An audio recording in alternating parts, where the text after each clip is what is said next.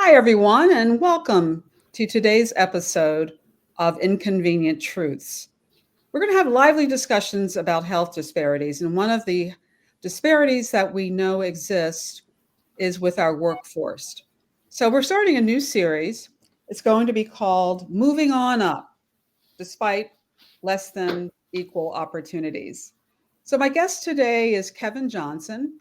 Kevin Johnson is an internationally respected pioneer of clinical information systems that improve patient safety and compliance with practice guidelines. Dr. Johnson is passionate about educating lay audiences about informatics. His podcast, Informatics in the Ground, features lively, non technical conversations on hot button cultural issues from an informatics perspective. Kevin is the author of over 200 publications, including Who Me, children's book series featuring scientists from marginalized groups and encouraging young children to consider STEM. He's also producer and director of a documentary called No Matter Where, which looks at challenges of sharing information across the healthcare system and how these communication failures impact patients and providers, and the changes that must occur to create a safer world. Next, I want to share with you that Kevin is my brother. I'm extremely proud of him. He received his MD from Johns Hopkins Hospital in Baltimore and his MS in medical informatics from Stanford University. Currently, he's the David L. Cohen University Professor of Biomedical Informatics, Computer and Information Science, Pediatrics, and Science Communication at at the University of Pennsylvania. He was formerly at Vanderbilt. So we're all just extremely proud of him. And Kevin, I want to thank you so much for joining me today on this important conversation. Well, sis, thank you for inviting me, and thank you for making sure that it was Penn that gets the accolades and not Vanderbilt. Absolutely.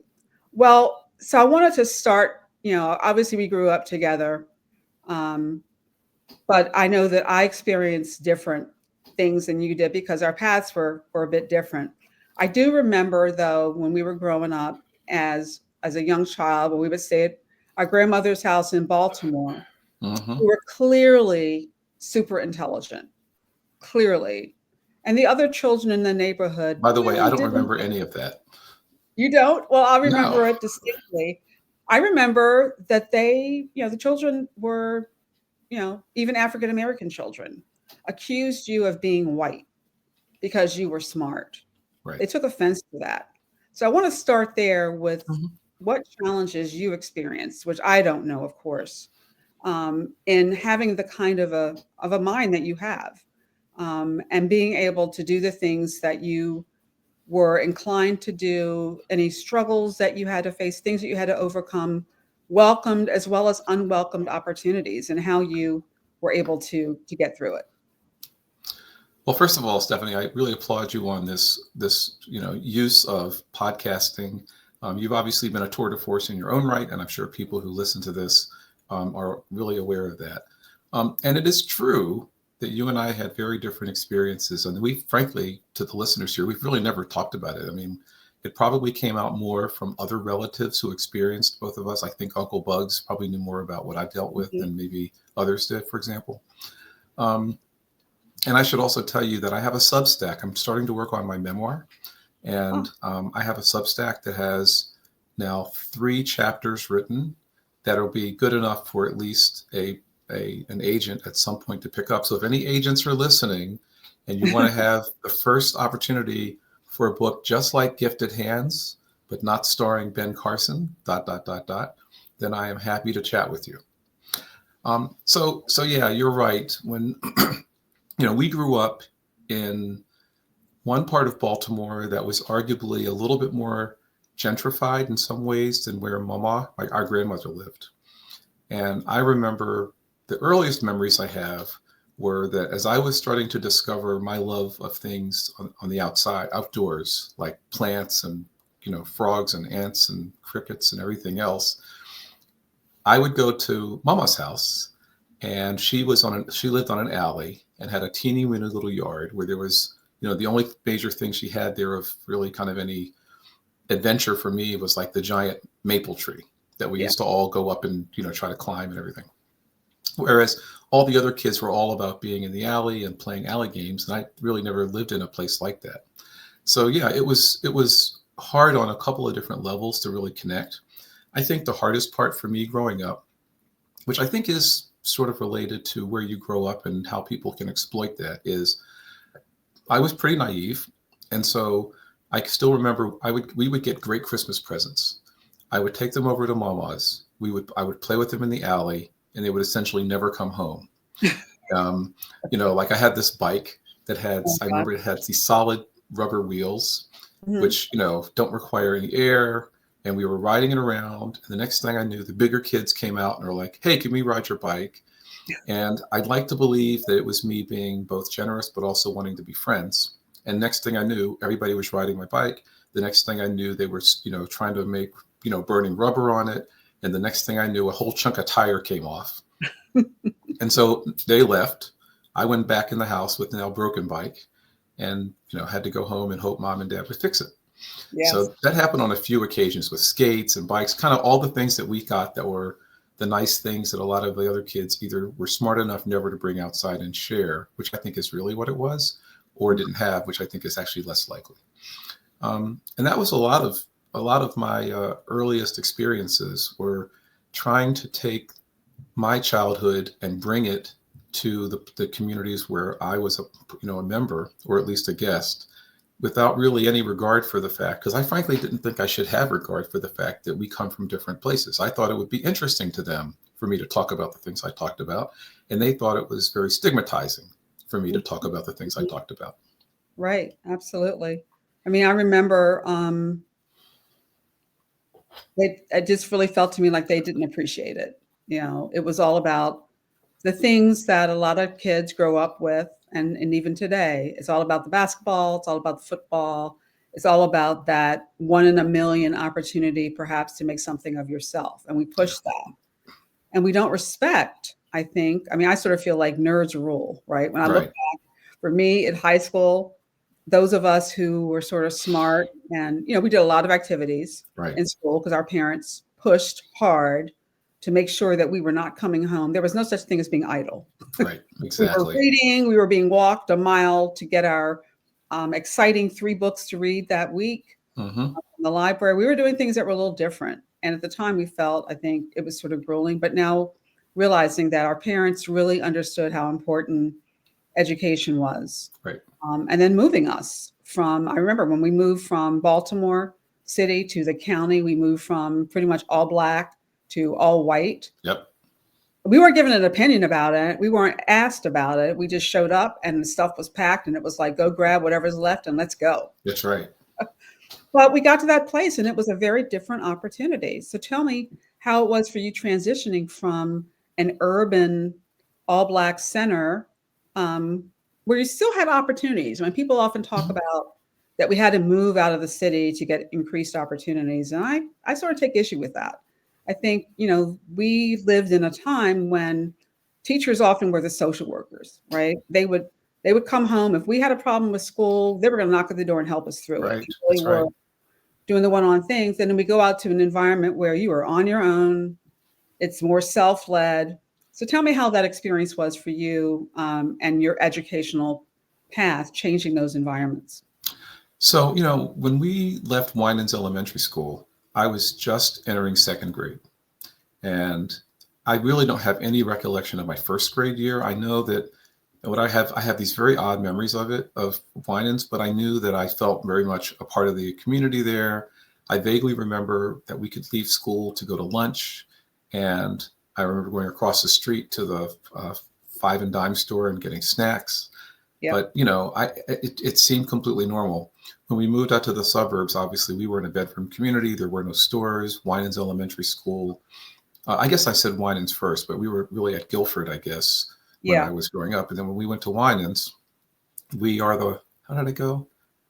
We are the Winans School, the something in blue.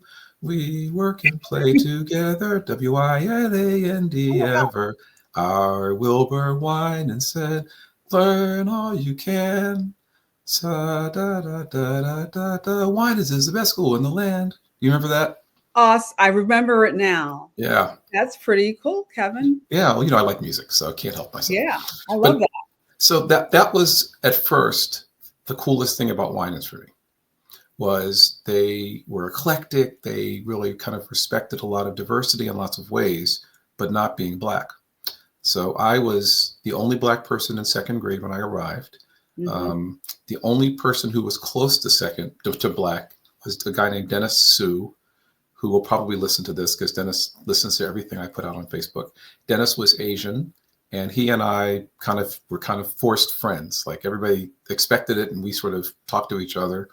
I remember being called an N-word in my first couple of weeks of school. Oh. And I remember hearing from some people that the Jewish equivalent to the N-word was the K-word. And so I proceeded to say the K-word back and got into my first fight with a guy named Glenn.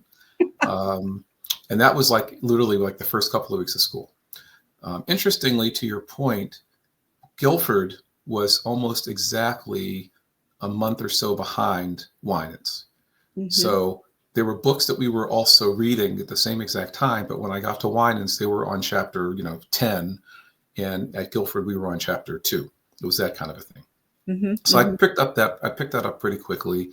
You might remember that somewhere around Halloween, I did meet another Black student named Lawrence Bell, who went by Larry back then. And Larry always made the joke that, I came on Halloween and never took my mask off. That was like a 20 years worth of joke every time we would talk to somebody about school. Wow. So Larry and I turned out to be the only Black people that we ever saw for the first year. I came first, he came second. I guess I came second. He was there first, but in a different class. So we associated a lot after school, but during school, I really had a very small friends group. I later met a guy named John Licato, who lived not too far down the street when he kind of came into the school.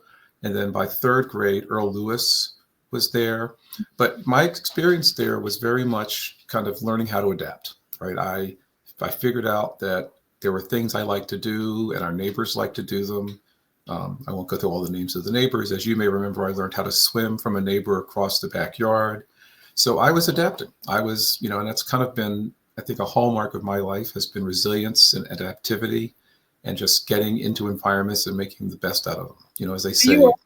You were adapted and you were almost adopted as well. Right. People I felt in that community, which was a very large Jewish community, were not as concerned about the color of our skin, but the fact that we weren't Jewish was more probably true. Of an impediment, right? But, we were an anomaly, I would say. And so therefore got attention whether we liked it or not. But I remember being, one sort of odd thing that happened to me was I remember being at a dinner with someone and their parents were there and they marveled and actually said to me, "You have such good table manners to be Black." And I'm a bit of a smart ass. I'll just say it because I'm not on TV. And I remember I was in fifth or sixth grade. And I just said, yeah, our parents taught us how to eat with forks and knives a long time ago. But I think marveled at the idea that we were, and that you in particular were so smart and that science and math came so easy to you. Did you have any teachers that came alongside of you and encouraged it, or other students that were surprised and you felt didn't really appreciate the fact of your intelligence, or did you feel encouraged? And that's really astute comment. I would say I felt very encouraged by my teachers. And I had the kind of mentality that the teachers who might not have encouraged me, I paid no attention to. So there may well have been teachers who were in no way helpful in my life, and they in no way influenced me negatively, and they clearly didn't influence me positively. Students, for the most part, when I tried to kind of ingratiate myself into the Black community, I was mostly in a very different educational strata, And so we didn't have anything to talk about from the standpoint of school. It wasn't like we were doing any classes until probably sixth grade when we had open classrooms. And so I didn't have anything to talk to them about school. And we didn't really talk as much in the community because I wasn't into the stuff they were into. Mhm. So, I don't know, I can imagine some theories about why that was, but I had cordial relationships with most of the Blacks that were moving into our community. But generally speaking, if there was anybody who was going to sort of hold me back in life, it was me trying to become a part of that group. Right. Yeah. And of course, the irony was, I have lots of names about all this stuff, but the irony was that one particular person who almost became my nemesis the entire time I was in junior high school came up to me on the last day, the day we were graduating from senior high, and said, you had your stuff together from the very beginning, and you're going to college, and I'm going to be working at Pepsi Cola, bottling soda. And, I said, but you know what? You'll be excellent at it and you'll figure yourself out. That was my comment. And then I just kind of Yeah. walked away. And that was my attitude about it. It wasn't judgy, but it was definitely that I had a general sense of stuff that I enjoyed. I wanted to be, as you recall, I wanted to be a veterinarian back then. Mhm. And I loved nature and I loved animals. And I was committed to going to a college that allowed me to do that. And to get through or to pass in junior high and high school, a lot of what I did was disappear. So for the first 2 years, I was out there. I took the abuse, but pretty much after about 8th grade, I had probably as many friends who were faculty or educators in junior high and then senior high as I actually did students. Right. And I hung out with a few of them.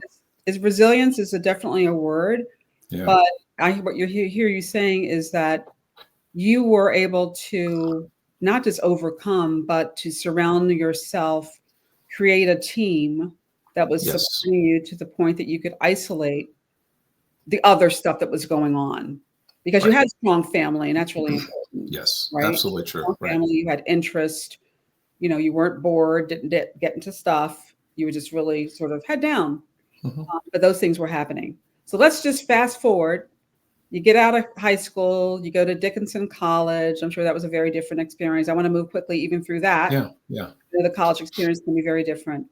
So your jobs, when you decided that you wanted to, go to medical school, Mhm. and encountering that, you're at Hopkins, you're in the elite of the elite, the positions. You are becoming a resident. I want you to talk through some of that stuff, what that looked like going into Johns Hopkins Hospital, the place where at least I was born, with Ben Carson. Tell me about that experience going into that environment. I should be letting you talk about medical school itself and more of that, but just give us a highlight of what that felt like. Did you feel isolated? Did you feel like people were really cheering you on? Did you experience things where people were taking credit for stuff that you did? All the stuff that we know happens. Yeah. So I'm going to go back to just the last little bit of college and say that one of the really unique aspects of being at Dickinson, which was a primarily white school, was I had a chance to sort of flex my creative wings. I was a DJ. I sang in 2 different choirs. I played bass. I was in a fraternity that was a mostly white fraternity. And I did independent work as a veterinary assistant working in town.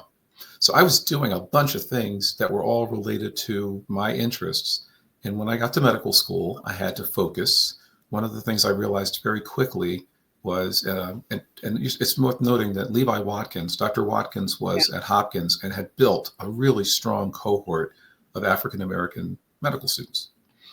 I got along incredibly well with that group of African-American medical students. And interesting, it was probably the first time that I was aware of some of the cutthroat behavior of my non-African-American colleagues.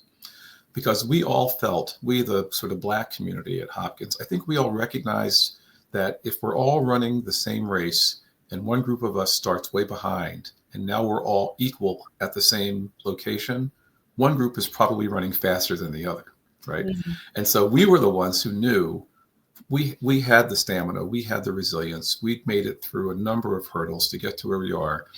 And even though we were learning about the issues of entitlement at the time, we recognized that we didn't need it. Like, we were capable, if nobody else wanted to provide us with whatever it was other students received, whether it be tutoring or work at, being invited to a person's house over pizza to sort of study together. We as a group kind of recognized that was going on and, made our own decisions about whether we wanted to be a part of that group or be a part of our own group. And I see. so my whole first year of medical school was about sort of finding my place, finding my people. And I had a very, very comfortably unique group of students. I had a guy named Vince Robleski, who was a diver, who actually was in the Olympics. I had Alan Parton, who you've probably met a few times, Stephanie, who was an Ole Miss football player, red shirt, and was given an opportunity to go to the NFL, didn't take it, subsequently became an MD, PhD, and one of the top urologists in the country, if not the world. He invented most of the stuff that relates to prostate-specific antigen and understanding its risk for prostate cancer. So I had this great group of people who were very unassuming, and we became great friends. And to this day, we still, talk quite a bit. Some were Black, some were white, a couple were Asian. You might remember that I guess it was in between third and fourth year. A couple of us drove to Kansas to my friend Jim Barrett's neighborhood, which literally we think I was the first Black person to ever step foot in Caldwell, Kansas. But we called ourselves the Mod Squad because it was another Black person, an Asian guy, and then Jim. And we were kind of like all the first that they'd ever seen. Yeah. And, so medical school was a great opportunity for me to realize that I could be in the middle of all of these groups, because as you said, we were sort of all intellectual equals. We were all working really hard, and it was a shared experience that made it fairly easy to adapt. Did you ever have an experience where you feel like people were sort of out to get you a little bit? Once. They were trying to stop things that you were doing. Yeah, once in surgery. And it was a very disappointing activity. Surgeons are famous for getting up at 4 to 5 in the morning, getting to see all their patients before they go to the operating room, and spending the entire day in the operating room. And I actually came to Hopkins thinking I was going to be a surgeon. I subsequently realized, for lots of different reasons, I didn't want to be a surgeon. But among them was I got to rounds one day, and a couple of my particularly cutthroat classmates were on the same rotation as I. And I got there a little bit early. I did my rounding. And then our chief resident came by. This is the person we all report to, and asked where one of the other medical students was. And I said, I think she's rounding on her patients. Well, one of the other medical students who was with me, who had finished rounding on the patients, was like, he looked at me with this like daggers out of his eyes. And he said, way to throw her under the bus. And I said, what did I do? She's doing her work. It's like, yeah, but she hasn't finished it yet. So you just told him she was lazy, she didn't show up in time. And they all talked. And the other student who I had said something about, because, my view of it was the worst answer would have been to say, I don't think she's here yet, or right. I haven't seen her, as opposed to she's working, she's out in the field doing stuff.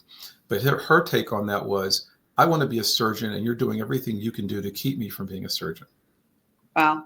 And I remember kind of thinking, again, I luckily had the support group, but I was like, wow, that's was bizarre. Overthinking to an extreme. Yeah. They go there, but I think the lesson with that is that, we often, people often tell themselves, and you've talked to me about this, a story. Mm-hmm. So she obviously had already conjectured something about you that wasn't true. And therefore, anything that you said would have had that same kind of reaction. I knew it all along. You were trying to hurt other people to get ahead. Yeah, that's probably true. And of course, I was completely oblivious to it if it was happening. Yeah. And the other student, we all stayed cordial. But at that point, I recognized, because I've had this behavior before, right? Which is people who feel that they somehow are sending the wrong energy my way. I just turn away and don't worry about it. So I just made a decision to say, from here on out, I just don't know anything about what my colleagues are doing on this rotation. So I won't get into that trouble anymore. And I actually told this person that I said, you know what? My answer the next time is going to be, I have no idea. Right. That'll either be better for you or worse for you. You'll have to decide. I remember saying that. Exactly. I love this. This is such a positive conversation. I think going to be so helpful to students. The STEM field is we still are lagging so far behind. And I don't know that we exactly know. I think we could surmise what some possible causes are, but I want to take us to a little bit of a broader conversation, let's Yeah. talk for a second about the STEM challenges. And frankly, why do you think it is, having gone through medical school, that we have really much larger numbers of people coming into medical school, but not exiting successfully from medical school for a variety of reasons? And our numbers are like back where they were in the 60s still. But despite this, we have nursing shortages, we have specialty shortages. What is going on? It's certainly not that Black people are not smart. So what else is going on? What do you think? Well, and I think the numbers, I don't know them specifically, but I think the general statement is that there are many more people who are interested in going to medical school from all races, but that the relative number of African Americans going to medical school has stayed the same or slightly decreased, while the relative percentage of women who are in medical school now has actually gone up. So I think women might be, I believe, the majority gender right now in most medical schools. And African Americans as a group are at about the same level or perhaps just a bit below, despite everything else that's happening that would suggest it should be higher. There's a multifactorial belief that some of this has to do with mindset, meaning there's still very much a group of people who are in STEM programs, including going to college, where they're never really given a chance to believe in themselves as being able to get into medical school. And I remember when I was teaching at Meharry, and we had a program at Meharry sponsored by James Hildreth that was fantastic, to talk the students who were coming to Meharry to visit the medical students there, that they should apply to medical school. And almost every single student the year that I started this said, well, I'm going to apply, but I need to take I need to study for the MCAT, or I need to study more for the MCAT. And we would say, and most of us would all say, why don't you just take the MCAT? And the answer typically was, it's very expensive, and I don't want to spend the money until I'm absolutely sure. Some people said that their parents were somewhat reluctant to believe they had a shot at getting into medical school. And so if their MCAT score wasn't perfect, they were never going to be given a chance to take it again. And so we were fighting this very interesting battle. And most of us said, and I think we mostly came up with persuasive reasons for it, you cannot study by yourself, and you won't know what you really need to study until you've kind of taken it, which means you have to take it twice. Like, you should just figure, you take it once, you see where you didn't do well, you study very hard in those areas, or you spend thousands of dollars on a Kaplan course and hope that helps you the first time. But the test is cheaper than the Kaplan course, so it might be cheaper just to take it and take the mark. Really interesting, because I remember when I worked at the Department of Education, and we were talking about student performance on the SAT, the ACT, and things like that. And even today, we know with different things that African Americans and Caucasians treat these type of academic tests and exercises very differently. That African Americans come in and they want to be correct. They want to be right. So they will be the folks who may not finish the entire exam because they are so intent on being right, showing people that they're smart. The Caucasian, the white people come in and they just want to get it done. So they are much more willing to go really fast and then maybe to go back and check.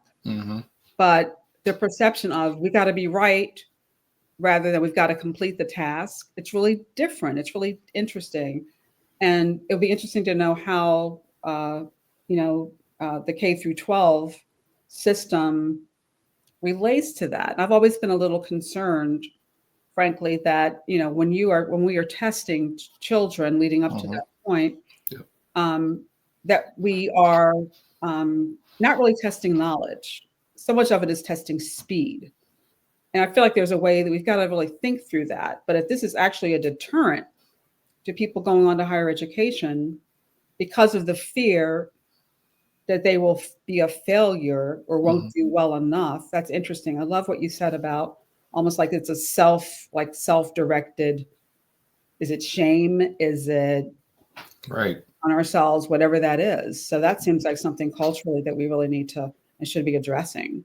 Yeah, and we are, right? I mean, that's a big part of my book series. And when I go to schools, I certainly talk about it, and we've participated in a lot of these magnet programs. But Hmm. fundamentally, we are also battling kind of a mindset at a family level, possibly at a societal level, that there are certain groups who are going to have zero problem becoming a physician or or a nurse practitioner or anything else.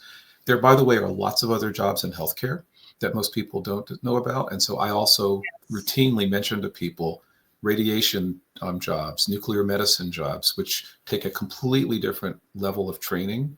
They're equally beneficial to healthcare, but they may not necessarily have an MD behind their name. Right. And and the families that hear that are like, well, if he or she doesn't become a doctor, then I don't know why they'd even be in medicine. and Yeah. and there's just a lot of education, I think, at that level, and a lot of that has to do with what those kids were exposed to when they were in college, because Hmm. they just they went to colleges, and they might have seen one group of people who were highly privileged who went in one direction, and a group of people who were much less privileged and they went in a different direction. Right.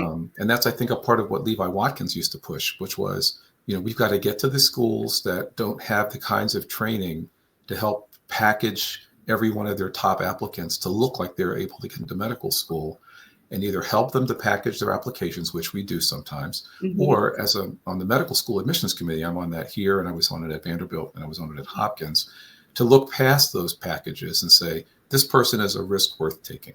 Here are the Yes. letters to tell you that, and here's, as you said, here's the performance in the real world that tells you they're going to be amazing. Maybe they've done 5 years of shadowing and all the people want to work with them all the time. And even though they might look different on paper, they have what it Yeah. takes to be successful. That's really wonderful. I can't help though but think this means that we have to sort of redirect Yoda from saying, there is no try, do or not do, right? So we Yeah. need kids to try, take a risk on yourself, right? And Yeah. hopefully parents and others around you will help you doing that. But yeah, we can't expect others to do for us, to give us opportunities which we won't even take ourselves. Well, this is a wonderful conversation. We're going to clearly have to have a part two. Absolutely. So much here, there's so much depth.